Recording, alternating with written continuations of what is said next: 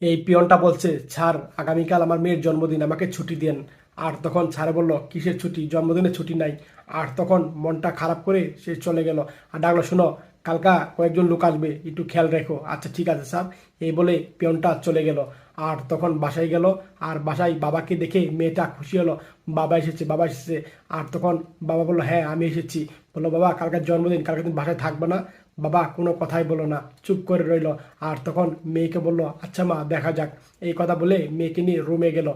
আর তখন বাবা পরের দিন অফিসে যাচ্ছে। আর তখন অফিসে চা দিল। আর তখন এই চাটাও দিল। আর তখন কথা বলছিল স্যারে অন্য লোকদের সাথে, ডাক দিল, শঙ্কর তুমি এই রুমটা গুছিয়ে রাখো। আচ্ছা ঠিক আছে, এই কথা বলল। আর তখন বাসায় ফোন দিয়েছে বউ।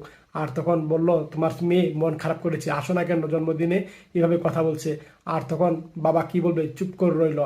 আর তখন কথা বলতেই একটা গাড়ি আসলো। আর তখন এই রাখো রাখো, পরে কথা বলবো। আর কথা বলতে পারলো না, একটা গাড়ি আসলো। তখন এই পিয়নটা গাড়ি থেকে এই বাইরকে রিসিভ করলো। আর তখন বউ মন খারাপ করলো, স্বামী আসলো না, জন্মদিন অনুষ্ঠান আয়োজন করেছে।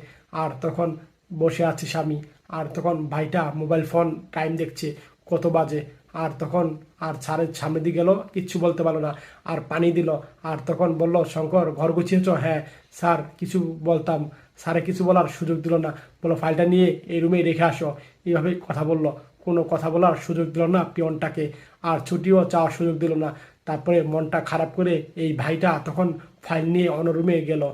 আর অন্য রুমে গিয়ে তখন ভাইটা এই জায়গা ফাইল রাখলো। আর বসে বসে ঘড়ি টাইম দেখছে, জন্মদিন শঙ্কর চলো বাহিরে। আর তখন স্যার যাচ্ছে। আর স্যারের পিছনে পিছনে পিয়নটা যাচ্ছে। স্যারকে ডাক দিল কিছু বলবে, আর বললো, আসো গাড়িতে আসো আগে। এই কথা বলে কিছু বলতে দিল না। আর তখন ভাইটা মন খারাপ করে তখন স্যারে গাড়িতে উঠছে। তখন ভাইটাও গাড়িতে উঠলো। আর উঠে তখন স্যারে নিয়ে যাচ্ছে। আর তখন কিছু বলবে, স্যার আমার একটু তাড়াতাড়ি বাসায় দরকার ছিল। হ্যাঁ তোমার বাসায় দরকার, আমার তো অন্য জায়গায় কাজ আছে, যা দরকার।